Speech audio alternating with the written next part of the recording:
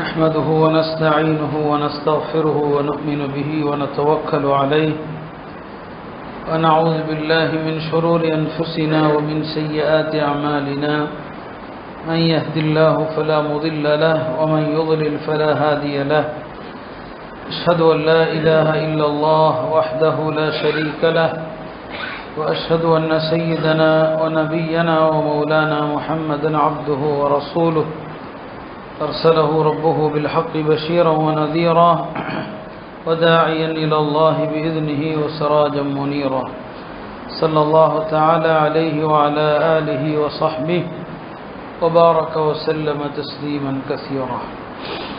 أما بعد فقد قال الله تبارك وتعالى ومن أعرض عن ذكري فإن له معيشة ضنكا ونحشره يوم القيامة أعمى. وقال النبي صلى الله عليه وسلم إن الله يطلع على خلقه ليلة النصف من شعبان فيغفر لجميع خلقه إلا لمشاحن أو مشرك أو كما قال عليه الصلاة والسلام. கண்ணியத்திற்குரிய அல்லாஹ்வின் நல்லடியார்களே, இது பாவங்கள் மன்னிக்கப்படுகிற ஒரு இரவு. நபி ஸல்லல்லாஹு அலைஹி வஸல்லம் அவர்கள் இந்த இரவை குறித்து பல ஹதீஸுகளிலே சொன்ன தகவல், அல்லாஹ் இந்த இரவிலே அடியார்கள் அனைவரையும் உற்று நோக்குகிறான். எல்லா அடியார்களையும் அல்லாஹ் இந்த இரவிலே பார்க்கிறான். எல்லோருக்குமே அல்லாஹ் மன்னிப்பை தருகிறான், இணை வைப்பாளரை தவிர. அதே போல மக்களிடையே சதாவும் சண்டை சச்சரவு செய்து எல்லோரோடும் பகைத்து கொள்கிறவரை தவிர என்று ஒரு ஹதீஸிலே வருகிறது. ஒரு இணை வைப்பாளனுக்கு மன்னிப்பே கிடையாது. அவர் என்னதான் உலகத்திலே நல்லறங்கள் செய்தாலும், தான தர்மங்கள் உதவிகள் செய்தாலும் ஒரு இணை வைப்பாளனுக்கு மன்னிப்பு என்பது கிடையாது. அவர்களுக்கு மன்னிக்கிற பேச்சே இடமில்லை. இந்த இரவுல முஸ்லிம்களிலும் அல்லாஹ் சிலரை மன்னிப்பதில்லை. எப்போதுமே பிறருடனான உறவுல ஒரு பகை வச்சுக்கிட்டே இருக்கிறவங்க. சில ஹதீஸுகளில் மூணாவது ஒரு நபரை பற்றியும் வருது. யார் தன்னுடைய கீழாடையை கரண்டைக்கு கீழ் உடுத்தி கொண்டிருக்கிறாரோ அவர்களையும் அல்லாஹ் இந்த இரவிலே மன்னிப்பதில்லை என்று வருகிறது. அப்போ சில பாவங்களை நாம் செய்வதானது சிறப்புமிக்க இரவுகளில் கூட நமக்கு மன்னிப்பை பெற்றுத் தருவதற்கு ஒரு தடையாக இருக்கிறது என்பதை நாம் புரிந்து கொள்ள வேண்டும். அருமையானவர்களே, அல்லாஹ் சுப்ஹானஹு வ தஆலா மனித இனத்தை எப்படியாவது மன்னிக்க வேண்டும் என்று தான் அல்லாஹ் நினைக்கிறான். முஸ்லிம்களை அல்லாஹ் தண்டிக்கணும்னு நினைக்கிறது இல்லை, அல்லாஹ் மன்னிக்கணும் என்று தான் நினைக்கிறான். எத்தனையோ ஹதீஸுகளை நாம் பார்க்கிறோம். சஹீஹ் புகாரில் வரக்கூடிய ஒரு நீண்ட ஹதீஸ். ஒரு நாள் சஹாபாக்கள் நபி ஸல்லல்லாஹு அலைஹி வஸல்லம் அவர்களிடம் கேட்பாங்க, நாங்கள் அல்லாஹ்வை பார்க்க முடியுமான்னு கேட்பாங்க. அப்படி அல்லாஹ் பார்க்க முடியும்னா அல்லாஹ்வை எப்படி நாங்கள் பார்ப்போம், கஷ்டப்பட்டா இல்லை எப்படி பார்ப்போம்னு சொல்லி கேட்டாங்க. இப்போ அல்லாஹ் பார்க்கறது மறுமையில் எப்படி நடக்கும் அப்படிங்கிறத அதை இந்த உலகத்தில் நாம் புரிகிற மாதிரி சொல்ல முடியாது. நபி ஸல்லல்லாஹு அலைஹி வஸல்லம் அவர்கள் ஒரு உதாரணத்தை சொல்லி அழகா சொன்னாங்க. அல்லாஹ் மறுமையில் பார்ப்பீங்க, எப்படி பார்ப்பீங்கன்னு சொல்லும்போது, ஒரு மேகமூட்டம் இல்லாத இரவுல நீங்கள் சந்திரனை பார்ப்பதற்கு கஷ்டப்படுவீங்களான்னு கேட்டாங்க. இப்போ நம்ம சந்திரனை பார்க்குறோம், கஷ்டம் இல்லாமல் பார்க்குறோம், கஷ்டப்படுவீங்களான்னு கேட்டாங்க. இல்லை. சந்திரனை பார்ப்பதற்கு ஒருத்தருக்கு ஒருத்தர் முண்டி அடிச்சுக்குவீங்களான்னு கேட்டாங்க. இல்லை. இல்லையா, நம்ம சந்திரனை பார்க்குறோன்னா எல்லாரும் பார்க்கலாம், யார் யார் எங்கெங்கே இருக்கிறோமோ அங்கேருந்தே பார்க்கலாம். இல்லையா, முண்டி அடிக்க தேவையில்லை, ஒருத்தர் மேலே ஒருத்தர் மோத தேவையில்லை. அப்போ சந்திரனை பார்ப்பதில் கஷ்டமும் இல்லை, யாரும் முண்டி அடிக்கவும் தேவையில்லை. எல்லாரும் எப்படி நீங்கள் பார்க்குறீங்களோ அதே மாதிரி தான் நீங்கள் மறுமையில் சொர்க்கத்தில் அல்லாஹ் பார்ப்பீங்கன்னு சொன்னாங்க. அல்லாஹ் பார்க்கறதுல எந்த விதமான சந்தேகமும் இல்லாமல் நீங்கள் அல்லாஹ் பார்ப்பீங்கன்னு சொல்லிவிட்டு ஒரு நீண்ட ஒரு ஹதீஸ் மறுமை காட்சி ஒன்றை நபி ஸல்லல்லாஹு அலைஹி வஸல்லம் சொன்னாங்க. நாளை மஹ்ஷர் மைதானத்தில் அல்லாஹ் தஆலா ஒரு வானவரை ஒரு அழைப்பு செய்யுமாறு சொல்லுவான். என்ன அழைப்பு அது? உலகத்தில் யார் எதை வணங்கி கொண்டிருந்தீர்களோ, யார் எதை வழிபட்டீர்களோ அந்தந்த கொள்கையோடு எல்லாரும் வாங்க, என்று அல்லாஹ்தாலா என்ன செய்வான், அழைப்பு கொடுப்பான். அப்போ உலகத்தில் பல்வேறு வகையான வழிபாட்டாளர்கள் இருக்கிறாங்க இல்லையா. கிறிஸ்தவர்கள் சிலுவை வணங்கினாங்க, சிலுவையோடு வருவாங்க. கல்லையும் மண்ணையும் வணங்கினவங்க அதோடு வருவாங்க. யாரார் எதை வழிபட்டார்களோ அவர்கள் வழிபட்ட தெய்வங்களோடு என்ன செய்வாங்க, மஹ்ஷர்ல வருவாங்க. இப்போ அல்லாஹ்தாலா எல்லா சமுதாயத்திடமும் விசாரணை செய்வான். யூதர்கள்ட்ட கேட்பான், நீங்கள் எதை வணங்குனீங்கன்னு சொல்லி. யூதர்கள் அல்லாவை வழிபட்டாலுமே கூட அல்லாவுக்கு என வச்சாங்க. உசைருங்கிற ஒரு நபியை அல்லாவுடைய மகன் சொன்னாங்க. இப்போ உசைரை நாங்கள் என்ன செஞ்சோம், வழிபட்டோம்னு சொல்லுவாங்க. அல்லாஹ் சொல்லுவான், நீங்கள் பொய்யுரைத்து விட்டீர்கள், அல்லாவுக்கு துணைவியும் கிடையாது, அல்லாவுக்கு பிள்ளைகளும் கிடையாது என்று அல்லாஹ் சொல்லுவான். இப்போ உங்களுக்கு என்ன வேணும் என்று அல்லாஹ் யூதர்கள்ட்ட கேட்பான். எங்களுக்கு தாகமாக இருக்கிறது, தண்ணீர் வேண்டும் என்று சொல்லுவாங்க. அல்லாஹ் அவர்களை நரகத்தில் போடுவான். அடுத்ததாக கிறிஸ்தவர்களை அழைத்து கேட்பான், நீங்கள் எதை வணங்கிட்டு இருந்தீங்கன்னு சொல்லி. அவங்க நாங்கள் மசீஹ் ஈசா வணங்கணும், அவங்க தான் அல்லாஹ்வுடைய மகன் சொன்னோன்னு சொல்லி. அல்லாஹ் அவர்களிடத்திலும் அதே தான் சொல்லுவான், நீங்கள் பொய்யுரைத்தீர்கள், அல்லாஹ்வுக்கு மனைவியும் இல்லை, அல்லாஹ்வுக்கு குழந்தைகளும் கிடையாது. பிறகு அவர்களையும் அல்லாஹ்தாலா நரகத்தில் தள்ளுவான். இப்படியாக உலகத்தில் யார் யார் எதை வணங்கினாங்களோ எல்லாம் நரகத்துக்கு போயிடுவாங்க. எல்லாரும் நரகத்துக்கு போன பிறகு அல்லாஹ் ஒரு தோற்றத்தில் வருவான். அல்லாஹுடைய தோற்றம் எப்படி இருக்கும், அது நாம இந்த உலகத்தில் கற்பனை செய்ய முடியாது. அல்லாஹ் என்ன செய்வான், ஒரு தோற்றத்தில் அல்லாஹ் வருவான். அப்படி வருகிற போது அல்லாஹ் வரக்கூடிய நேரத்தில் மலக்குமார்கள், இப்போ அல்லாஹ்வை எப்படி அறிஞ்சிக்கிறது, அல்லாஹ் வருவான், ஒரு தோற்றத்தில் வருவான். இப்போ அல்லாஹுடைய கால் தெரியும்னு வருது. இதெல்லாம் நம்ம உலகத்தில் சிந்திக்க முடியாது.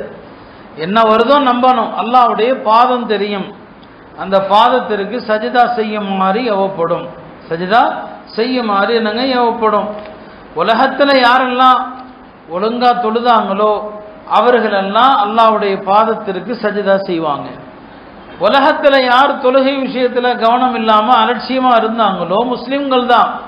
அவங்க சஜிதா செய்யலாம் நினைப்பாங்க, ஆனால் அவங்களுடைய முதுகு வளையாது, முதுகு குனியாது, ஒரு பலகை மாதிரி அப்படியே நிற்கும் என்று ஹதீஸில் என்னங்க வருது. இதெல்லாம் நபி ஸல்லல்லாஹு அலைஹி வஸல்லம் மறுமை காட்சி எப்படி எல்லாம் இருக்குங்கிறத வர்ணிக்கிறாங்க. அதற்கு பிறகு ஒரு பெரிய பாலம் ஒன்று கொண்டு வரப்படும். சஹாபாக்கள் கேட்டாங்க, யா ரசூலல்லாஹ், அந்த பாலம் என்ன அப்படின்னு கேட்டாங்க. நபி ஸல்லல்லாஹு அலைஹி வஸல்லம் அவங்க சொன்னாங்க, அந்த பாலம் தான் பலருடைய பாதங்கள் எல்லாம் சறுக்கக்கூடிய இடம்.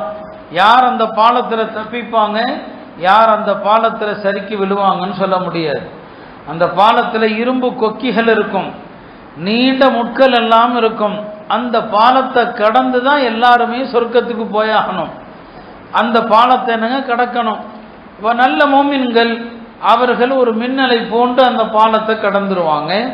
சிலர் கண் சிமிட்டுகிற வேகத்தில் கடந்துருவாங்க, சிலர் காற்றை போல கடப்பாங்க, சிலர் பந்தய குதிரையை போல கடப்பாங்க. இவங்கெல்லாம் நல்ல மோமின்கள் இப்படி கடந்துருவாங்க. முஸ்லிம்களில் ஒரு சாரார் காயத்தோடு கடந்து போவாங்க, எப்படியோ கடந்துருவாங்க, ஒரு வழியாக தப்பிச்சிருவாங்க. ஆனால் அந்த பாலத்தை அவங்க லேசாக கடக்க முடியாது, அந்த இரும்பு கொக்கி மாட்டிரும், உள்ள விழுந்துருவாங்கிற நிலைமைக்கு வந்துடுவாங்க. எப்படியோ கொஞ்சம் தப்பிச்சிருவாங்க, காயங்களோடு அவர்கள் தப்பிப்பார்கள். இப்போ நிறைய பேர் நரக படுகொலியில் விழுந்துருவாங்க, நிறைய பேர் தப்பிச்சு அந்த பக்கம் வந்துடுவாங்க. இந்த தப்பித்து சென்ற முஸ்லிம்கள் அவங்க இந்த நரக பாலத்தை கடந்த பிறகு போய் பார்ப்பாங்க, உலகத்தில் தங்களோடு வாழ்ந்த, தங்களோடு தொழுத, தங்களோடு நோன்பு வச்ச பல பேரை காணோம். எங்கன்னு பார்த்தா அவங்கெல்லாம் நரக படுகொலியில் கிடப்பாங்க. இப்போ அல்லாட்ட அவங்க கேட்பாங்க, அல்லாஹ் இவங்களும் உலகத்தில் எங்களோடு வாழ்ந்த முஸ்லிம்கள் தானே, எங்களோடு இவங்களும் தொழுதாங்க, எங்களோடு நோன்பு வச்சாங்க அப்படின்னு சொல்லி. இப்போ அல்லாஹ் சொல்லுவான், சரி அப்படியானால் இந்த நரகத்துக்கு நீங்கள் போங்க. இந்த நரகத்தில் முஸ்லிம்களில் யாருடைய உள்ளத்திலெல்லாம் ஒரு பொற்காசு, ஒரு தங்க காசு அளவுக்கு ஈமான் இருக்கிறதோ அவங்க எல்லாத்தையும் நீங்கள் வெளியேற்றுங்க, எல்லாத்தையும் வெளியேற்றுங்கன்னு சொல்லுவான் அல்லாஹ். யார்கிட்ட? மோமின்கள்கிட்ட, உன்னதமான மோமின்கள்கிட்ட அல்லாஹ் சொல்லுவான். அவங்க வருவாங்க, ஒரு பொற்காசு அளவுக்கு தங்க காசு அளவுக்கு ஈமான் உள்ள அந்த மனிதர்கள்ட்ட வந்தால் அவங்க அப்போ தான் நரகத்தில் போடப்பட்டிருப்பாங்க. சிலருக்கு நரக நெருப்பு கால் வரைக்கும், சிலருக்கு முழங்கால் வரைக்கும் வந்திருக்கும். ஆனால் அவங்க சஜிதா செய்த இடங்களை அந்த நரக நெருப்பு தீண்டாது. அல்லாஹ் சஜிதாவுடைய உறுப்புகளுக்கு அல்லாஹ் தடை உத்தரவு போட்டுருவான் நரகத்திற்கு, அந்த உறுப்புகளை தீண்டக்கூடாதுன்னு சொல்லி. இப்போ இந்த தங்க காசு அளவுக்கு ஈமான் உள்ள எல்லாத்தையும் இந்த மூமின்கள் வெளியேற்றிடுவாங்க. இப்போ அல்லாஹ் கேட்பான், என்னப்பா வெளியேற்றிட்டீங்களான்னு சொல்லி. ஆமாம், எல்லாரையுமே நாங்கள் வெளியேற்றிட்டோம்னு சொல்லி. அடுத்து அல்லாஹ் சொல்லுவான், சரி போங்க, மறுபடியும் நரகத்துக்கு போங்க, அருகில் போங்க. யாருடைய உள்ளத்தில் ஒரு தங்க காசுல பாதி அளவுக்கு ஈமான் இருந்துச்சோ அவங்களெல்லாம் வெளியேற்றுங்க அப்படின்னு அல்லாஹ் சொல்லுவான். வருவாங்க இந்த சொர்க்கவாசிகள், வந்து பாதி அளவுக்கு தினுங்க அந்த உள்ளத்துல ஈமானுடைய மக்களை எல்லாம் வெளியேற்றுவாங்க. அல்லாஹ் கேட்பான், எல்லாத்தையும் வெளியேற்றிட்டீங்களான்னு சொல்லி. ஆமா, வெளியேற்றிட்டோன்னு சொல்லி. மறுபடியும் அல்லாஹ் சொல்லுவான், திரும்பவும் போங்க. யாருடைய உள்ளத்துல கடுகளவு ஈமான் இருக்குதோ, கடுகளவு, அவர்களை நரகத்திலிருந்து வெளியேற்றுங்க. போவாங்க, கடுகளவு ஈமான் உள்ள எல்லாரையும் வெளியேற்றிடுவாங்க. அல்லாஹ் கேட்பான், எல்லாத்தையும் வெளியேற்றிட்டீங்களான்னு சொல்லி. வெளியேற்றிட்டேன்னு சொல்லி. இப்ப அல்லாஹ் சொல்லுவான், இந்த மஹ்ஷர் மைதானத்தில் ஒரு கட்டத்தில் நபிமார்கள் எல்லாம் பரிந்துரை செஞ்சாங்க. நபிமார்கள் பரிந்துரையில் பலரை நான் விடுதலை செஞ்சு நரகத்திலிருந்து அவங்கள காப்பாற்றிட்டேன். ஒரு கட்டத்தில் மலக்குமார்கள் எல்லாம் பரிந்துரை செஞ்சாங்க. அவங்களுடைய பரிந்துரையில் பல பேரை நரகத்திலிருந்து விடுதலை செஞ்சிட்டேன். இப்போ நீங்கள் மூமின்கள் பரிந்துரை செஞ்சீங்க, உங்களுடைய பரிந்துரையால் பல பேரை நான் விடுதலை செஞ்சிட்டேன். இனி ஒரே ஒருவனுடைய பரிந்துரை தான் இருக்குது. அது யார்? அர்ஹமுர் ராஹிமீன் ஆகி என்னுடைய பரிந்துரை. எல்லாருடைய பரிந்துரை முடிஞ்சு. நபிமார்கள் பரிந்துரை, மலக்குமார்கள் பரிந்துரை, நல்லோர்கள் பரிந்துரை, அதில் எல்லாம் நிறைய பேர் என்னங்க நரகத்திலிருந்து வெளியேற்றப்படுவாங்க. அல்லாஹ்வே சொல்வான், பக்கியத் ஷஃபாஅத்தி, என்னுடைய ஷஃபாஅத்து தான் மிச்சம் இருக்குதுன்னு சொல்லி. இனி அல்லாஹ் சில பேரை நரகத்திலிருந்து எடுப்பான். அல்லாஹ் அப்படியே நரகத்தில் ஒரு கை விட்டு, அல்லாஹ்வுடைய கை எப்படி இருக்கும் நம்ம அதை கற்பனை செய்ய முடியாது. அல்லாஹ் ஒரு கைப்பிடி அளவுக்கு பல பேர் அப்படி எடுப்பான். அவங்கெல்லாம் நரகத்துக்கு போய் கரிக்கட்டையா இருப்பாங்க.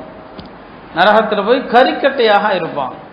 அல்லாஹ் அவர்களை எடுத்து ஒரு ஜீவ நதின்னு ஒன்று இருக்கும், அந்த ஜீவ நதியில் போட்டதுமே அப்படியே அவர்கள் பசுமையாக எனக்கு காய்ந்த பூமி வர்ற மாதிரி புத்துணர்ச்சியோடு வருவாங்க. அவங்கள அல்லாஹ் நீங்கள் சொர்க்கத்துக்கு போங்கன்னு சொல்லுவாங்க. சொர்க்கவாசிகள் அவங்களையெல்லாம் எப்படி வரவேற்பாங்கன்னு சொன்னால், இவர்கள் எல்லாம் உத்தகா உர் ரஹ்மான், அல்லாஹ்வால் நரகத்திலிருந்து விடுதலை செய்யப்பட்டவர்கள் அப்படின்னு சொல்லி. இது ஒரு நீண்ட ஹதீஸ் புகாரில வருது. இந்த ஹதீஸ் உணர்த்துவது என்ன? கடுகளவு ஈமான் இருந்தாலும் ஏதோ ஒரு கட்டத்தில் அல்லாஹ் அவங்கள மன்னிச்சிடலாம். சில நேரங்களில் ஆரம்பத்தில் மஹ்ஷர் மைதானத்திலே தப்பிச்சிடலாம். நபி ஸல்லல்லாஹு அலைஹி வஸல்லம் பரிந்துரையால, நல்லவர்கள் பரிந்துரையால. கடைசியில் அல்லாஹ் என்ன செய்வான்? எல்லாருடைய பரிந்துரை முடிந்த பிறகு அவன் நரகத்திலிருந்து ஒரு குவியல் அப்படி எடுப்பான். எடுத்து அவர்களை சொர்க்கத்துக்கு என்ன செய்வான்? அனுப்புவான். அந்த கொஞ்ச நேரம் இருக்கு இல்லையா, அங்கே நம்ம அந்த கொஞ்ச நேரத்தில் தப்பிச்சிடலான்னு அல்ல, அதில் பல யுகங்கள் போயிடும். அதில் பல யுகங்கள் போயிடும். இங்கே உள்ள ஒரு நாள் வேற, அங்கே உள்ள ஒரு நாள் வேற. மொத்தத்தில் அல்லாஹ் ஈமான் உள்ள யாரையும் நிரந்தரமாக நரகத்தில் போடுறதே கிடையாது. அதனால தான் குறைஞ்சபட்சம் நம்முடைய ஈமானாவது சரியாக இருக்கணும். அல்லாஹ்வுக்கு எந்த கட்டத்திலும் இனம் வச்சிடக்கூடாது, இணை வைக்கக்கூடாது. அதுக்கு தான் சொல்ல வந்த, இந்த இரவுல கூட ஷிர்க் செய்கிறவனா அல்லாஹ் மன்னிக்கிறது இல்லை. இப்போ அறிந்தோ அறியாமலோ நாம சில நேரங்களில் ஷிர்க் செஞ்சிடக்கூடாது. எந்த விதத்திலும் இணை வைப்பு என்பது நம்மிடம் வந்துடக்கூடாது. வெறுமனே ஈமான் மட்டும் இருந்துச்சு, அவங்க எப்படி சொர்க்கத்துக்கு போயிடுவாங்க. இந்த கடைசியா அல்லாஹ் எடுத்து போடுறான் இல்லையா, அவங்கள பற்றி ஹதீஸில் வரும், அவங்க எந்த நல்ல அமலுமே செஞ்சிருக்க மாட்டாங்க. சொர்க்கவாசிகளே சொல்லுவாங்களாம், பாருப்பா உலகத்தில் எந்த அமலுமே செய்யல, ஈமான் மட்டும்தான் இருந்துச்சு, இவங்கெல்லாம் சொர்க்கத்துக்கு வந்துட்டாங்க. அப்போ ஈமான் அப்படிங்கிறது அவ்வளவு உன்னதமானது. கடைசியாக அல்லாஹ் எல்லாத்தையும், ஈமான் உள்ள அத்தனை பேரையுமே நரகத்திலிருந்து வெளியே கொண்டு வந்துடுவான். அப்படிங்கிறதான் இந்த ஹதீஸ் நமக்கு உணர்த்துகிற பாடம். அருமையானவர்களை, இது பாவங்கள் மன்னிக்கப்படுகிற இரவு. உலகத்தில் எல்லாருமே பாவங்கள் செய்யக்கூடியவர்கள் தான், பாவமே நடக்காத யாருமே இல்லை. ஏன்னா ஆதிபிதாவான ஆதம் அலைஹிஸ்ஸலாமும் ஒரு தவறு செஞ்சிட்டாங்க. பெருமானார் சொல்லுவாங்க, ஆதம் தவறு செய்தார், அவருடைய சந்ததிகளும் தவறு செய்வாங்க. ஆதம் அலைஹிஸ்ஸலாம் மறந்தாங்க, அவருடைய சந்ததிகளும் மறந்து விட்டார்கள். அப்போ எல்லாருமே தவறு என்பது உலகத்தில் இருக்க தான் செய்யும். நபிமார்கள்ட்டையும் சின்ன சின்ன தவறுகள், அவங்க பாவம் செய்ய மாட்டாங்க நம்மள மாதிரி, சில கவனக்குறைவான சில காரியங்கள் நடந்துரும். எல்லா நபிமார்களும் ஏதாவது ஒரு சின்ன பிழை ஏற்பட்டா உடனே சொல்ற வார்த்தை என்ன? ரப்பனா வலம்னா. பாவம் செய்யறது இயல்புதான், ஆனா மனுஷன் அல்லாட்ட ஒத்துக்கொள்ளணும். யாரெல்லாம் நான் அநியாயம் பண்ணிட்டேன். ஆதம் அலைஹிஸ்ஸலாமும் ஹவ்வா அலைஹிஸ்ஸலாமும் தவறு செய்த போது அதைத்தான் சொன்னாங்க, ரப்பனா வலம்னா. மூசா அலைஹிஸ்ஸலாம் தெரியாம ஒரு மனுஷனை இப்படி லேசா தட்டினாங்க, அந்த ஆள் இறந்து போயிட்டாரு. ஆனாலும் இறந்துட்டாரு, இறப்பு எவ்வளவு பெரிய விஷயம். உடனே மூசா அலைஹிஸ்ஸலாம் சொன்ன வார்த்தை ரப்பி இன்னி வலம்து நஃப்ஸி, யாரெல்லாம் நான் தப்பு பண்ணிட்டேன், அநியாயம் பண்ணிட்டேன், ஃபக்ஃபிர்லி என்ன மன்னிச்சிரு. இந்த வார்த்தை தான் வலம்து நஃப்ஸி இல்லையா? யூனுஸ் அலைஹிஸ்ஸலாம் என்ன சொன்னாங்க? மீன் வயிற்றுக்குள்ள லா இலாஹ இல்லா அன்த சுப்ஹானக் இன்னி குன்து மினல் ஸாலிமீன். யாரெல்லாம் நான் அநியாயக்காரன். அல்லாஹ்ட்ட இந்த வார்த்தை ரொம்ப பிடிக்கும், யாரெல்லாம் நான் அநியாயக்காரன். அதனால தான் ஹஜ்ரத் அபூபக்கர் அவர்கள் நான் அத்தஹியாத்துல ஓதுவதற்கான ஒரு துவாவை எனக்கு கற்றுக் கொடுங்கள் என்று பெருமானாரிடம் கேட்டபோது நபி ஸல்லல்லாஹு அலைஹி வஸல்லம் என்ன துவா சொல்லி கொடுத்தாங்க? இப்படி சொல்வீராக, அல்லாஹும்ம இன்னி ஸலம்து நஃப்ஸி ظுல்மன் கஸீரன், யா அல்லாஹ் எனக்கு நானே ரொம்ப அநியாயம் பண்ணிட்டேன், ஃபக்ஃபிர்லி என்ன மன்னிச்சிரு, உன்னை தவிர மன்னிப்பவர்கள் யாரும் இல்லை. அப்ப இந்த வார்த்தை தாங்க ஸலம்து நஃப்ஸி. இது அடிக்கடி சொல்லிக்கிட்டே இருங்க, யா அல்லாஹ் எனக்கு நான் அநியாயம் பண்ணிட்டேன், ஸலம்து நஃப்ஸி. உங்க நாவில் எந்த அளவுக்கு இந்த வார்த்தை வருதோ அல்லாஹ்வை நீங்க அந்த அளவுக்கு நெருங்குறீங்க. இந்த வார்த்தையை அல்லாஹ் ரொம்ப விரும்புறான். அடியான் ஒத்துக்கிட்டான், நான் அநியாயக்காரன், நான் அநியாயம் செஞ்சுட்டேன். இதான் நபிமார்கள் நல்லோர்கள் எல்லாம் இதைத்தான் சொன்னாங்க, வலம்து நஃப்ஸி என்றாக. பாவம் உலகத்துல நிகழக்கூடியது தான், எல்லாரிடமிருந்தும் பாவம் நடக்கும். அறவே பாவமே நடக்காது என்று சொல்ல முடியாது. ஆனா அதே நேரத்தில் பாவம் நம்மிடமிருந்து நிகழ்கிற நேரத்தில் நம்மிடம் 4 குணங்கள் இருக்கணும். ஒன்று என்ன? பாவத்தை நினைச்சு வருந்தணும். நம்ம எவ்வளவு பாவம் நினைச்சிருக்கிறோம், செஞ்சு வருந்தணும். இரண்டாவது என்ன? பாவத்தை மறக்கவே கூடாது, பாவத்தை மறக்க கூடாது. மூணாவது, நான் செஞ்ச பாவத்தினால அல்லாஹ் எங்க என்ன தண்டிச்சிருவானுங்கிற பயம் வாழ்க்கை முழுவதும் இருக்கணும். நாலாவது, நாம செஞ்ச பாவத்துக்கு வாழ்க்கை பூரா வணக்கங்கள் தர்மங்கள் செய்யணும், நஃபிலான நோன்பு வைக்கணும், இதை செய்யணும். ஹஜ்ரத் உமர் ரலியல்லாஹுடைய வாழ்க்கையில நடந்த ஒரு சம்பவத்தை பாருங்க. பெருமானார் ஸல்லல்லாஹு அலைஹி வஸல்லம் அவர்கள் ஹிஜ்ரி 6ஆம் ஆண்டு ஒரு கனவு கண்டான். மதீனால ஒரு கனவு கண்டான். அப்ப மக்கா வெற்றி கொள்ளப்படலை. அந்த கனவுல நபி ஸல்லல்லாஹு அலைஹி வஸல்லம் அவர்கள் தன் தோழர்களோடு உம்ராவுக்கு வர்ற மாதிரி கனவு கண்டாங்க. எல்லாரும் மக்காவுக்குள்ள நுழையிறாங்க, தவாஃப் செய்யறாங்க, சை செய்யறாங்க, மொட்டை அடிக்கிறாங்க. இப்படி ஒரு கனவு நபி ஸல்லல்லாஹு அலைஹி வஸல்லம் அவங்களுக்கு.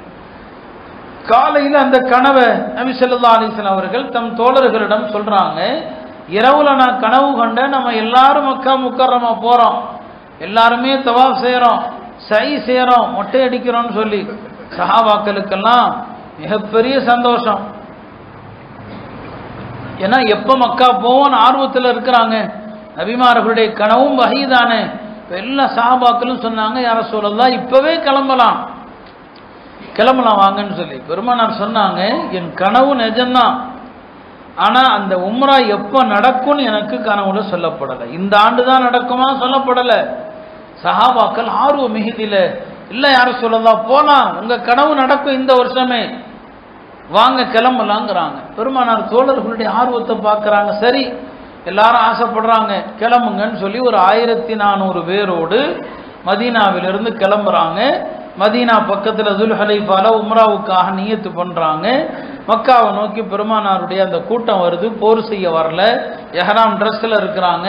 பலிப்பிராணிகள் மக்கால அறுக்கிறதுக்கான ஒட்டகங்கள் எல்லாத்தையும் கொண்டு வர்றாங்க. மக்கா காபிர்கள் கேள்விப்படுறாங்க, இப்படி முஹம்மது ஸல்லல்லாஹு அலைஹி வஸல்லம் தன் தோழர்களோடு உம்ராவுக்கு வர்றாங்க. குறைஷிகளுக்கு என்ன பிரச்சனை? அவரை இப்ப நாம உம்ரா செய்ய அனுமதி கொடுத்துட்டோம்னு சொன்னா பூரா அரபுலகத்திலும் என்ன பேச்சாயிடும்? குறைஷிகளை முஹம்மது ஸல்லல்லாஹு அலைஹி வஸல்லம் வென்று விட்டார்கள் பேச்சாயிடும். அதனால உள்ள விட்டுறவே கூடாது. அவங்களுக்கு தெரியும் போர் செய்ய வரல, ஆனாலும் உள்ள விட்டுறக்கூடாது. உடனே மக்கா காபிர்கள் எல்லாம் திரள்றாங்க. அப்போ ஹாலித் பின் வலீது முஸ்லீமாக அல்ல, அவர் தலைமையில் ஒரு படையை அனுப்பி இந்த இடத்துல போய் நில்லுங்க, இவங்க படை முஸ்லீம்கள் வந்தாங்கன்னா அங்கேயே தடுத்து நிறுத்திடுங்க. பெருமானார் ஸல்லல்லாஹு அலைஹி வஸல்லம் அவர்கள் முன்னேறி வரும்போது தான் ஹுதைபியாங்கிற இடத்துல பெருமானார் அதை தாண்டி போக முடியல, மக்காவாசிகள் சுத்தி வளைச்சு நிற்கிறாங்க. அந்த ஹுதைபியாங்கிற இடத்துல ஒரு ஒப்பந்தம் நடக்குது. அந்த ஒப்பந்தம் வெளிப்படையாக பார்த்தா முஸ்லிம்களுக்கு பாதகமா இருக்கிற மாதிரியான அம்சங்களா இருந்துச்சு. ஆனா அது பாதகமான அம்சங்கள் அல்ல. அந்த ஒப்பந்தத்தில் பல சஹாபாக்களுக்கு வருத்தம் இருந்துச்சு. நாம இப்படியெல்லாம் ஒரு ஒப்பந்தம் செய்யணுமா காஃபிர்கள்ட்டன்னு சொல்லி. அதுல ஹஜ்ரத் உமர் ரலியல்லாஹு அவர்கள் அந்த ஒப்பந்தத்தில் ரொம்ப அதிருப்தி அடைஞ்சிட்டாங்க. ரொம்ப ரொம்ப அதிருப்தி. அவங்க அபூபக்கர்ட்ட போய் சண்டை போடுறாங்க. இது என்ன, இது நாம சத்தியத்தில் இருக்கிறோம், இந்த காஃபிர்கள்ட்ட போய் இப்படி சரணடையணுமான்னு சொல்லி அவங்கள்ட்ட சண்டை போடுறாங்க. அபூபக்கர் சொல்றாங்க, பேசாதப்பா, அவங்க அல்லாஹ்வுடைய கட்டளைப்படி தான் செயல்படுவாங்க, அல்லாஹ்வுடைய கட்டளைப்படி தான், எனவே நீ அவங்கள எதிர்த்து பேசாதேன்னு சொல்லி உமர் ரலியல்லாஹு பெருமானார்ட்டையும் என்ன செய்வாங்க, சண்டை போடுவாங்க. அவங்க மனசுல இருந்து ஆதங்கத்தில் சண்டை போட்டுருவாங்க. நிறைய சஹாபாக்களுக்கு வருத்தம் இருந்துச்சு. அல்லாஹ் தஆலா பெருமானார் ஸல்லல்லாஹு அலைஹி வஸல்லம் அவர்கள் இந்த ஒப்பந்தம் செஞ்சது முழுக்க முழுக்க கரெக்ட்னு உணர்த்துவதற்காக அல்லாஹ் ஒரு சூரா இறக்கினான். அந்த சூராவுக்கு பேரு சூரத்துல் ஃபத்ஹி. இன்னா ஃபதஹ்னா லக ஃபத்ஹம் முபீனா, நாம் உமக்கு மகத்தான வெற்றியை கொடுத்தோம். இந்த ஹுதைபியா ஒப்பந்தத்தை அல்லாஹ் வெற்றின்னு சொல்றான். அந்த சூரா இறங்கின பிறகுதான் சஹாபாக்கள் யாரெல்லாம் பெருமானாருடைய முடிவை எதிர்த்தாங்களோ அவங்கெல்லாம் வருத்தப்பட்டாங்க. அதுல முதன்மையானவங்க யாரு? ஹஜ்ரத் உமர் ரலியல்லாஹு அவர்கள். ஆஹா, நாம தப்பு செஞ்சிட்டோம், பெருமானார் ஸல்லல்லாஹு அலைஹி வஸல்லம் அவங்களை நாம எதிர்த்து பேசிட்டோம்னு சொல்லி பாருங்க. உமர் ரலியல்லாஹு அவர்கள் அவங்க எத்தனையோ இஸ்லாத்துக்கு செஞ்சாலும் பெருமானாருடைய முடிவுல அவங்க கண்ட அதிருப்தி, அதை நினைச்சு அவரு 4 காரியம் இப்ப நான் சொன்னேன் இல்லையா, உமர் சொன்னாங்க, நான் செஞ்ச அந்த பாவத்தை நான் வாழ்க்கை முழுவதும் மறக்கவே இல்லை, கை சேதப்படுவேன். ஏன் நாம அன்னைக்கு பெருமானார்ட்ட அப்படி பேசணும்? கை சேதப்பட்டாங்க, மறக்கவே இல்லை. எங்க அல்லாஹ் என்னைக்காவது ஒரு நாள் என்ன தண்டிச்சிருவானோ நான் பயந்துகிட்டே இருந்தேன். அடுத்து பாருங்க, அந்த ஒரு வார்த்தை பேசியதற்காக உமர் தான் சொல்றாங்க, நான் காலமெல்லாம் நஃபிலான நோன்பு, நஃபிலான தொழுகை, நஃபிலான தர்மம், அடிமைகளை விடுதலை செய்யறது, இந்த அமல்களை நான் செஞ்சுக்கிட்டே இருந்தேங்கிறாங்க உமர் ரலியல்லாஹு அவர்கள். அருமையானவர்களே, இதுதான் நாம செஞ்ச பாவங்கள். ஒன்று அதை நினைச்சு வருத்தப்படணும், பாவத்தை மறக்கவே கூடாது. பாவத்தை என்னங்க பயப்படணும், அல்லாஹ்வுடைய தண்டனை வந்துருமோன்னு சொல்லி. நம்ம வாழ்க்கையில நடக்கிற எந்த சோதனையாலானும் நான் செஞ்ச பாவத்துக்கான தண்டனைன்னு நினைக்கணும். ஆனா இன்னைக்கு நம்மள்கிட்ட அதுதான் இல்லை. நம்ம எத்தனை பேர் ஒரு காலத்துல தவறான வியாபாரம் செஞ்சிருப்பாங்க. இந்த தவறான வியாபாரம் செஞ்சவங்க பல பேருமே இன்னைக்கு ஒரு மெடிக்கலோ வேற ஹலாலான தொழிலுக்கோ மாறிட்டா உடனே அவர் நினைச்சுக்கிறாரு முழுசா தான் சுத்தமாயிட்டு தான் நினைச்சுக்கிறார். இப்ப ஹராமான வியாபாரம் செய்யறவர் பார்த்தா ரொம்ப கேவலமா நினைப்பார், இவர் பூர்வீகத்திலே சுத்தமானவர் மாதிரி. இன்னைக்கு ஹராம்னா பல பேரை பார்க்கிறேன், அவங்களுடைய பேச்சுக்கள் அப்படி இருக்குது. இவரும் ஒரு காலத்துல ஹராமான தொழில் செஞ்சாரு, இவரே அதை நினைச்சு அழணும், அதை நினைச்சு பயப்படணும், நான் அதுல தானே சம்பாதித்தேன், அதுல தானே நான் வீடு கட்டி இருக்கிறேன். ஆனா அப்படி இல்லை. பார்த்தா இன்னைக்கு அவர் 100க்கு 100 பியூர் ஆயிட்ட மாதிரியும் பேச்சு அப்படி இருக்குது. ஆனா உமர்தானுடைய வாழ்க்கையை பாருங்க, ஒரு வார்த்தை சொல்லிட்டாங்க, அந்த ஒரு வார்த்தைக்காக காலம்பூரா பயந்தேங்கிறாரு, அல்லாஹ்வுடைய தண்டனை வந்துருமோன்னு அஞ்சினேங்கிறாரு, காலம்பூரா சதக்கா நஃபில் செஞ்சுக்கிட்டே இருக்கிறாரு. அப்படியே நம்ம எல்லாம் தவறான வியாபாரம் செஞ்சதுக்கு எவ்வளவு நன்மைகள் செய்யணும் யோசிச்சு பாருங்க. அந்த பாவத்தை மறக்கலாமா? ஒரு காலத்துல செஞ்சதை இப்பயும் நினைச்சு நினைச்சு வருத்தப்படணும். பாவங்கள் நடந்தாலும் இதுதான் நமக்கு நாங்க கற்றுத்தரக்கூடிய பாடம். அதுதான் நபி ஸல்லல்லாஹு அலைஹி வஸல்லம் அவங்க பாவங்களை மன்னிக்க சொல்லி அல்லாஹ்ட்ட எப்படியெல்லாம் அழகா துவா கேட்பாங்க, நமக்கு சொல்லி தர்றாங்க. பெருமானார் ஸல்லல்லாஹு அலைஹி வஸல்லம் அவங்க அல்லாஹ்ட்ட பாவத்தை மன்னிக்க சொல்லி கேட்கும்போது இப்படியெல்லாம் துவா செய்வாங்க. அல்லாஹும்ம பாஇத் பைனி வ பைன ஹதாயாய கமா பாஅத்த பைனல் மஷ்ரிகி வல் மக்ரிபி. யா அல்லாஹ், எனக்கும் நான் செஞ்ச பாவத்துக்கும் மத்தியில இந்த அளவுக்கு இடைவெளி ஏற்படுத்து, கிழக்குக்கும் மேற்குக்கும் எவ்வளவு தூரமோ அவ்வளவு தூரம். பாஇத் பைனி வ பைன ஹதாயாய கமா பாஅத்த பைனல் மஷ்ரிகி வல் மக்ரிப். எப்படி துவா செய்றாங்க, இன்னும் கேட்பாங்க, அல்லாஹும்ம நக்கினி மினல் ஹதாயா, யா அல்லாஹ் பாவத்தை விட்டு என்னை கழுவி சுத்தப்படுத்து. கமா யுனக்க தௌபுல் அபியது மினத் தனஸ், ஒரு வெள்ளை துணி அழுக்கிலிருந்து எப்படி சுத்தமாக்கப்படுதோ அது மாதிரி பாவத்தை விட்டு என்ன சுத்தப்படுது? இப்படிதான் அவங்க அல்லாஹ்ட்ட இப்படி கேட்கிறாங்க, அல்லாஹும்ம அக்ஸில்னி பில் மாஇ வஸ்ஸல்ஜி வல் பரத், யா அல்லாஹ் என்னை தண்ணீரால், பனிக்கட்டியால், ஆலங்கட்டியால் என்னை கழுவி சுத்தப்படுத்துவாயாக. இதெல்லாம் அவங்களுக்கு தேவையில்லை, அவங்க தூய்மையிலும் தூய்மையானவர்கள். இப்படியெல்லாம் அல்லாஹ்ட்ட கேட்கணும்னு சொல்லி எனக்கும் உங்களுக்கும் சொல்லி தர்றாங்க. அவங்க மையத்துக்கு துவா செய்கிற போதெல்லாம் இதையும் கேட்பாங்க. ஜனாசா தொழுகையில இப்ப நான் ஓதி இந்த துவாக்களை எல்லாம் கேட்பாங்க. தஹஜ்ஜுத் தொழுகை ஆரம்பிக்கிற போது இந்த துவாக்களை ஓதி பெருமானார் ஸல்லல்லாஹு அலைஹி வஸல்லம் ஆரம்பிப்பாங்க. அருமையானவர்களே, அப்போ பாவ சிந்தனையிலிருந்து நாம எப்படி சுத்தம் அடையணுங்கிறத இந்த துவாக்கள் காட்டுது. எல்லாருமே ஷைத்தானுடைய வலையில விழக்கூடியவர்கள் தான். சரிங்களா? பாவ சிந்தனையே இல்லாமல் உலகத்துல படைக்கப்பட்ட ஒரே ஒரு மனிதர் தான் இருக்கிறான். ஒரு மனிதர் தான். அவங்க யாரு? யஹ்யா அலைஹிஸ்ஸலாம். ஜக்கரியா அலைஹிஸ்ஸலாமுக்கு பிறந்தவங்க. அல்லாவே பேர் வச்சவரும் உலகத்துல அவர் ஒருத்தர் தான். யஹ்யான்னு அல்லாவே பேர் வச்சான். பிறக்கிறதுக்கு முன்னாலே அல்லாஹ் பேர் வச்சுட்டான். அல்லாவே சொன்னா இந்த பேர் உலகத்துல இதுக்கு முன்னால யாருக்கும் வைக்கப்படலைன்னு சொல்லிட்டான். யஹ்யா, யஹ்யானா என்ன? வாழக்கூடியவர்னு அர்த்தம். அல்லாஹ் அந்த பேரை ஏன் வச்சான்னு சொன்னா, யஹ்யா அலைஹிஸ்ஸலாமுடைய உள்ளம் மட்டும்தான் எப்போதுமே உயிரோட்டத்தோடு இருக்கும். அந்த உள்ளத்துல பாவ சிந்தனையே வராத உள்ளம். அவங்களுக்கு பாவ சிந்தனை வந்ததே இல்லை. யஹ்யா அலைஹிஸ்ஸலாம் ஒரு நாள் இப்லீஸை பார்த்தாங்க. இப்லீஸ் கையில நிறைய கொக்கி வச்சிருந்தானா, நிறைய கொக்கியா இருந்துச்சான். அப்ப யஹ்யா அலைஹிஸ்ஸலாம் கேட்டாங்க, இதெல்லாம் என்னப்பான்னு கேட்டாங்களாம். அப்ப இப்லீஸ் சொன்னானா, இதெல்லாம் நான் மனிதர்களை வழிகெடுப்பதற்கு பயன்படுத்துகிற கொக்கிகள். சில பேரை உலக மோகத்தால வழிகெடுப்பேன், சில பேரை பெண் மோகத்தால வழிகெடுப்பேன், எப்படியெல்லாம் வழிகெடுப்பேன், ஒவ்வொன்றும் ஒவ்வொரு கொக்கி அப்படின்னு சொன்னானா. இப்போ யஹ்யா அலைஹிஸ்ஸலாம் இப்லீஸ்ல கேட்டாங்களாம், எப்பா இதுல என்ன வழிகெடுக்கிற கொக்கி ஏதாவது இருக்குதான்னு சொல்லி கேட்டாங்க. என்ன வழிகெடுக்கிறதுக்கு ஏதாவது வச்சிருக்கியாப்பான்னு சொல்லி. அவங்க சொன்னாங்களா, இல்லை உங்களை வழிகெடுக்கவே முடியாது, உங்களை வழிகெடுக்கிறதுக்கு நான் ஒரே ஒரு விஷயம் தான் வச்சிருக்கிறேன். அது என்னப்பான்னு கேட்டாங்களாம். நீங்க கொஞ்சம் அதிகம் சாப்பிட்றீங்க இல்லையா, அதிகம் சாப்பிட்ற போதெல்லாம் இபாதத்து உங்களுக்கு குறைஞ்சு போயிடும். அது ஒன்று தான் உங்க விஷயத்துல நான் செய்ய முடிஞ்சது. உடனே சத்தியம் பண்ணாங்க, இனிமே வாழ்க்கையில நான் அதிகம் சாப்பிடவே மாட்டேன்னு சொல்லி. அப்ப இந்த சம்பவம் நமக்கு உணர்த்துவது என்ன? இப்லீஸ் நம்மை வழிகெடுப்பதற்கு பல பல வழிகளை வச்சிருக்கிறான், பல வழிகளை வச்சிருக்கிறான். பாவங்கள் மனித வாழ்க்கையில நடக்கதான் செய்யும். ஆனா அந்த பாவத்துல அலட்சியம் கூடாது. பாவம் செஞ்சுட்டு தைரியமா இருக்கக்கூடாது. பாவம் செஞ்ச மனிதன் பயப்படணும், ஒவ்வொரு வினாடியும் பயப்படணும். என்னுடைய பாவத்தினால எனக்கு என்ன நிகழுமோ என்கிற ஒரு அச்சம் நம்முடைய வாழ்க்கையில இருக்கணும். இது போன்ற இரவுகள் நமக்கு உணர்த்துவது அதை தான் உணர்த்துது. நம்முடைய பாவ சிந்தனையை நினைத்து வருந்துவதற்கு தான் அல்லாஹ் இது மாதிரி இரவுகளை தர்றான், சரிங்களா? ஆனா இந்த மாதிரி இரவுகள்ல கூட இஸ்திக்ஃபார் அதிகம் செய்யறது இல்லை. நான் எப்பவுமே சொல்லுவேன், இது பயான்களுக்கான இரவு அல்ல. நம்முடைய உலமாக்கள் பெரியவர்கள் இந்த மாதிரி இரவுகள்ல இன்ஃபிராதி அமல்கள் தான் செய்ய சொல்லுவான். தனிப்பட்ட வணக்கங்கள், தனிப்பட்ட வழிபாடுகள் அதைத்தான் செய்ய சொல்லுவான்.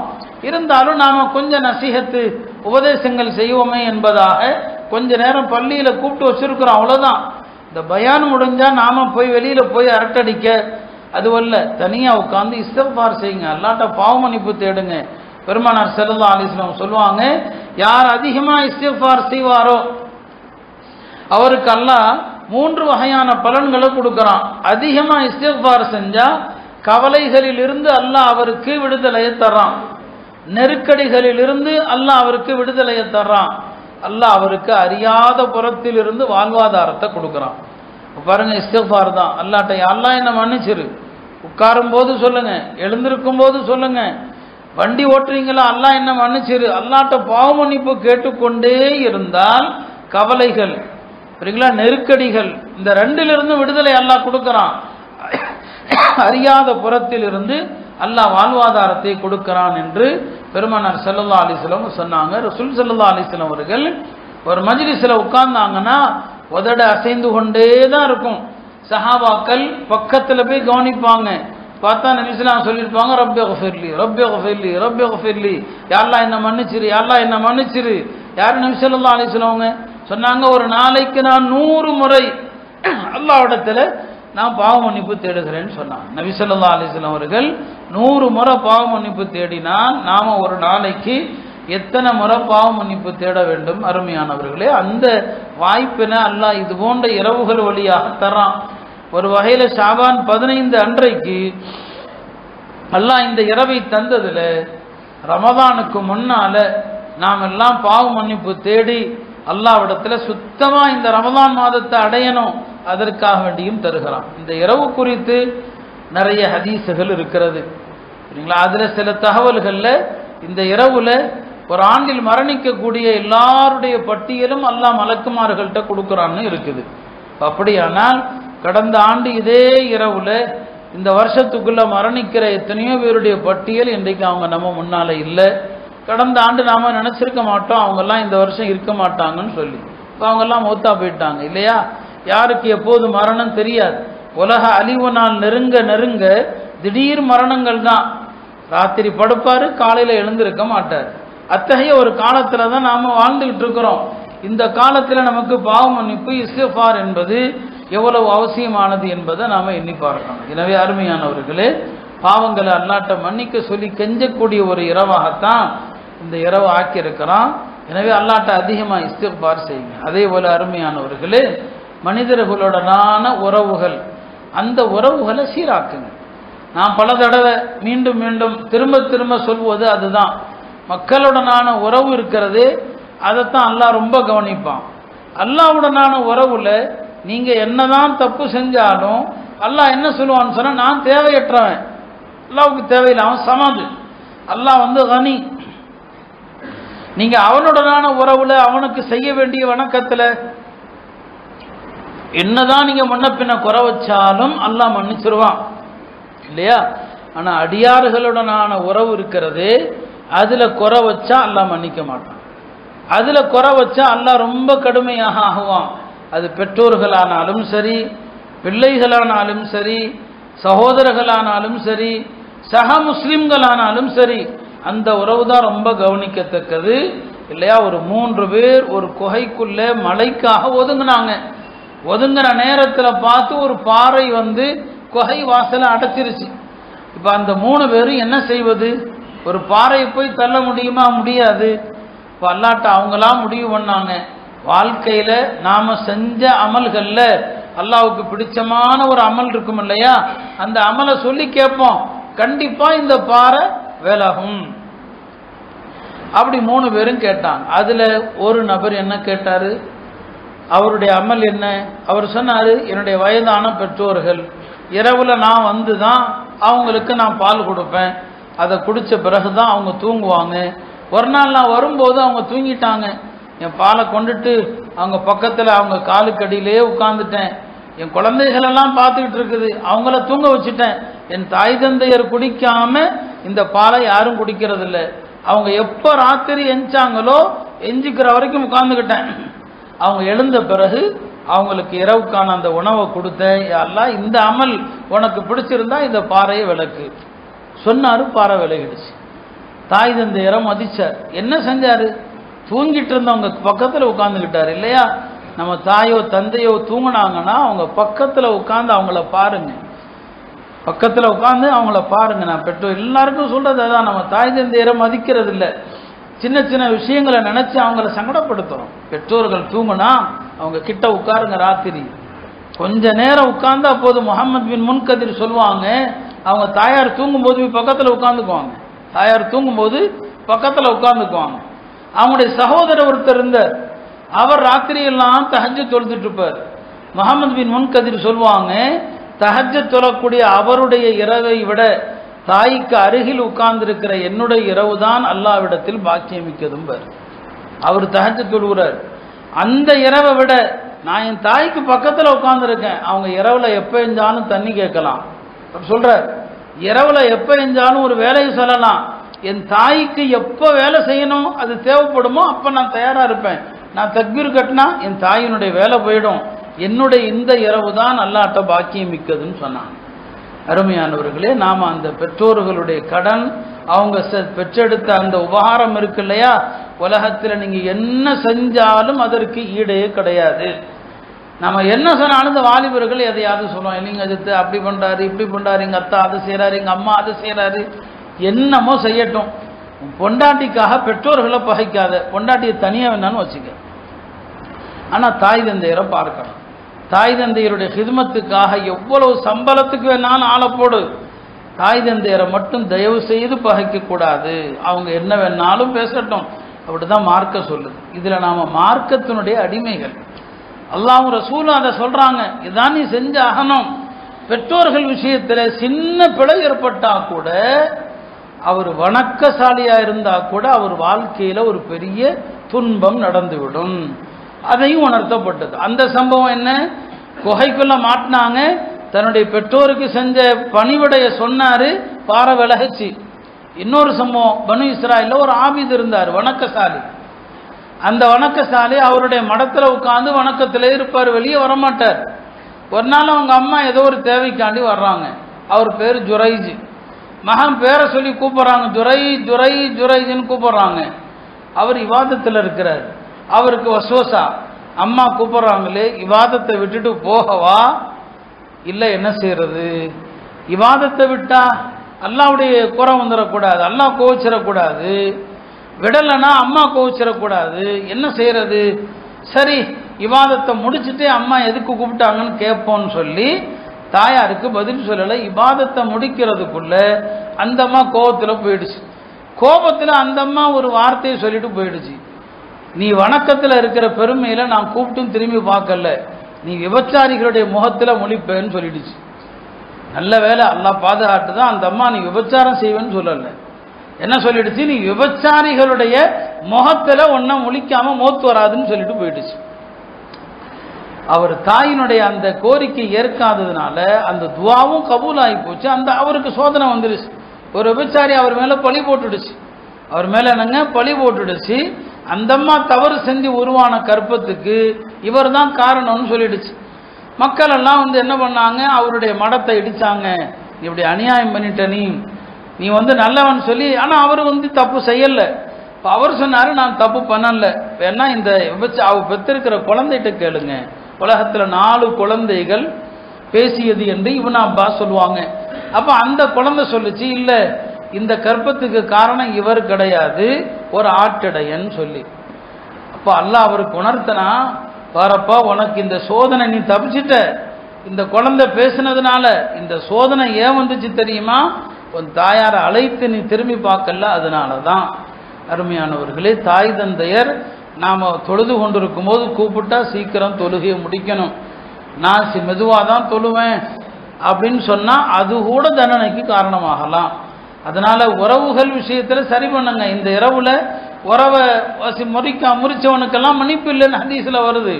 அந்த உறவுகளில் உங்களுடைய தாய் தந்தையருடைய உறவு தான் முதன்மையான உறவு இல்லையா? பெருமானார் ஸல்லல்லாஹு அலைஹி வஸல்லம் சின்ன வயசுல தாயை இழந்தாங்க, தந்தை இழந்தாங்க, பார்க்கவே இல்லை, உருவம் கூட ஞாபகத்தில் இருக்காது. உருவம் ஞாபகத்தில் இல்லாவிட்டாலும் தன்னுடைய தாய் தந்தையருடைய கபருக்கு வந்தாங்க, தாய் தந்தையருடைய கபருக்கு வந்தாங்க, அங்கே உட்கார்ந்து அழுதாங்க. ஹஜ்ஜுக்கு வர நேரத்தில் தன்னுடைய தாயாருடைய கபருக்கு அருகில் உட்கார்ந்து மண்டிட்டு அழுதாங்க. எல்லா சஹாபாக்களும் அழுதாங்க. எத்தனை வருஷத்துக்கு பிறகு நடக்குது யோசிச்சு பாருங்க. சின்ன வயசுல 6 வயசுல தாயார் இறந்தாங்க. அந்த தாயாருடைய உருவம் அவங்க கற்பனையில் இருக்குமா? இது நமக்கு எதை காட்டுது? உங்களுடைய தாய் தந்தை இறந்து பல வருஷங்கள் ஆனாலும் சரி, சின்ன வயசுல இறந்து போனாலும் சரி, அந்த தாய் தந்தையரை மறந்துடாதீங்க. அவங்களுடைய துஆக்கள், அவங்களுக்காண்டி நீங்க கேட்கக்கூடிய பிரார்த்தனைகள் இருக்குது, அதுதான் அல்லாஹ்விடத்துல உங்களுக்கு உயர்வை பெற்று தரும். ஆக இது போன்ற இரவுகளில் நாம் உறவுகளை ரொம்ப சரி பண்ண வேண்டிய இடத்துல இருக்கிறோம். நம்முடைய தாய் தந்தையருடைய உறவுகள் இதையெல்லாம் நாம் சரி செய்யணும். அருமையானவர்களே, இறுதியாக நான் ஒன்றை சொல்லி முடிக்கிறேன். இந்த இரவில் அல்லாஹ் எல்லாரையும் மன்னிக்கிறான் இல்லைன்னு சொன்னோம், ஷிர்க்க மட்டும்தான் அல்லாஹ் மன்னிக்கிறது இல்லைன்னு சொல்லி. அப்போ கலிமா இருக்குது, தௌஹீதுடைய கலிமா இருக்குது, அது அல்லாஹ்ட்ட எவ்வளோ உன்னதமானது என்பது குறித்து நிறைய ஹதீஸுகள் இருக்குது. இப்போ தொண்டை சரியில்லை எனக்கு, இல்லைனா லா இலாஹ இல்லல்லாஹ் அப்படின்னு சொல்றதுல எவ்வளவு சிறப்பு ஹதீஸில் வந்திருக்குதோ அதை பூரா நான் சொல்லுவேன். லா இலாஹ இல்லல்லான்னு சொல்வதனால எவ்வளவு சிறப்புகள் இருக்கு, கொஞ்சம் நஞ்சம் அல்ல. பேச முடியாததுனால நான் ஒன்றை மட்டும் சொல்லிக்கொள்கிறேன். நபிஸல்லல்லாஹு சொன்னாங்க, அந்த ஹதீஸுக்கு பேரே உலமாக்கள் ஹதீஸுல் பிதாகான்னு சொல்லுவாங்க. பிதாகானா துண்டு சீட்டு. அந்த ஹதீஸுக்கு பேர் துண்டு சீட்டு ஹதீஸ்ன்னு அர்த்தம். அது என்னங்க துண்டு சீட்டு ஹதீஸு? நாளை மஹ்ஷர் மைதானத்தில் ஒவ்வொரு மனிதனுக்கு முன்னாலேயும் உலகத்தில் அவன் செஞ்ச அத்தனை எழுதப்பட்ட பதிவேடுகள் 99 பதிவேடுகள் அவனுக்கு முன்னால் இருக்கும். 99 பதிவேட்டையும் பார்க்குற மனுஷன் அங்கேயே அசந்துருவான். நம்ம கதை முடிஞ்சு 99 பதிவேட்லையும் நம்ம செஞ்ச அத்தனை வண்டவாளமும் இருக்குது, எல்லாம் முடிஞ்சு. அல்லாஹ்வுக்கு முன்னால் நம்ம என்ன பதில் சொல்ல போகிறோமோ அப்படின்னு சொல்லுவான். அல்லாஹ்வுக்கு முன்னால் கொண்டு வரப்படுவான். அல்லாஹ் கேட்பான், என்னப்பா என்ன சொல்கிறேன்னு சொல்லி. என்ன ரகசியம் இருக்குது? எதுவுமே இல்லை, எல்லாமே இந்த 99 பதிவேட்டில் இருக்க போகுது. இப்போ அல்லாஹ் சொல்லுவான், இல்லைப்பா உன்னை காப்பாற்றுறதுக்கு ஒரு சீட் இருக்குது, உன்னை காப்பாற்றுற ஒரு சீட் இருக்குது.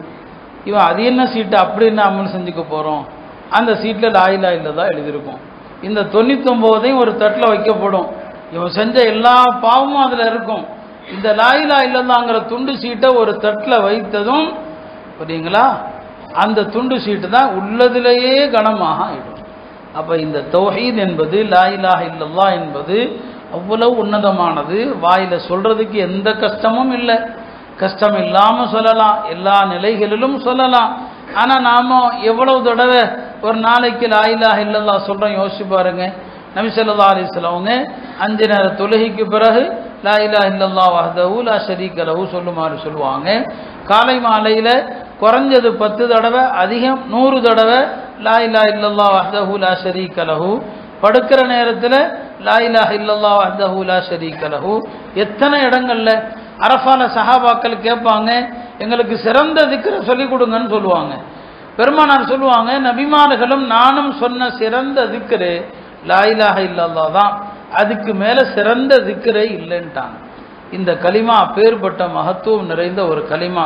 ஏன்னா அடுத்து நாம் திக்ரும் செய்யவிருக்கிறதுனால எந்த ஒரு அமலையும் செய்கிறதுக்கு முன்னால் அந்த அமலுடைய சிறப்பை நாம் தெரிந்து கொள்ளணும்.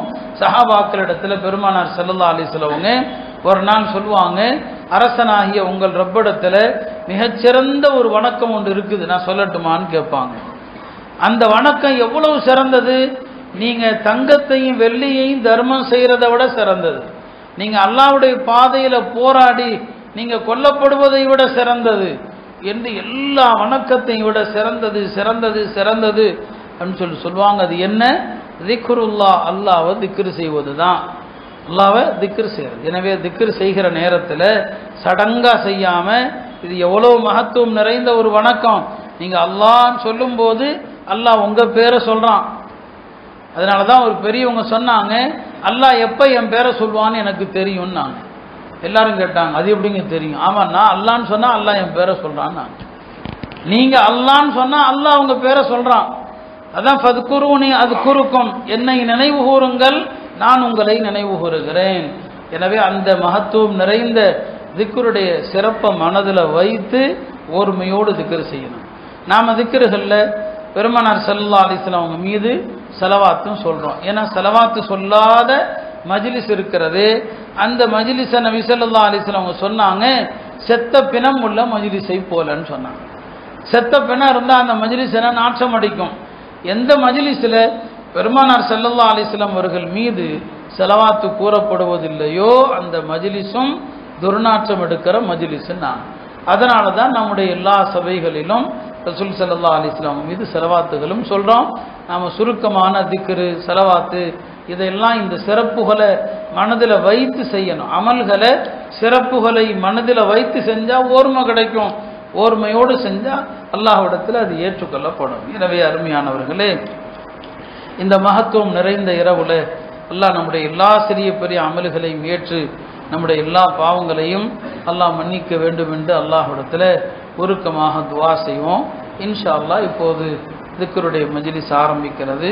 நான் சொன்னது போல மன ஓர்மையோடு அல்லாஹ் நம்மை நினைக்கிறான் என்ற அர்த்தத்தோடு அல்லாஹுடைய திருநாமத்தை கண்ணியத்தோடு உச்சரிக்கணும். அல்லாஹுடைய திருநாமத்தை சங்கடத்தோடு உச்சரிக்கக்கூடாது. அல்லாஹுடைய திருநாமத்தை தூக்கத்தோடு உச்சரிக்கக்கூடாது. அல்லாஹுடைய திருநாமத்தை கவனம் இல்லாமல் உச்சரிக்கக்கூடாது. இமாம் மாலிக் ரஹ்மத்துல்லாஹி அலைஹி சப்பிஹிஸ்ம ரப்பிக்கல் ஆலா, அல்லாஹுடைய மேலான திருநாமத்தை தூய்மைப்படுத்துவீராகன்னு சொல்லும்போது விளக்கம் சொல்லுவாங்க, எங்கெல்லாம் அல்லாஹ்வுடைய பேரை சொல்லக்கூடாதுன்னு சொல்லி. அதனால் அல்லாஹ்வை துதிக்கிற நேரத்தில் ஒழுக்கத்தையும் தெரிஞ்சுக்கணும். அரச சுமக்கிற மலக்குமார்களும் சுபஹானக்கல்லாஹும்மன்னு தான் சொல்றான். சுபஹானக்கல்லாஹும்ம இந்த வார்த்தை அல்லாஹ்வுக்கு பிடித்தமானது. எனவே அரச சுமக்கிற மலக்குகளும் அந்த தஸ்பீஹை தான் செய்கிறாங்க. இந்த சிறப்புகளை விளங்கி இன்ஷா அல்லாஹ் திக்ர் செய்து துஆவோடு மஜ்லிஸை நிறைவு செய்யும்.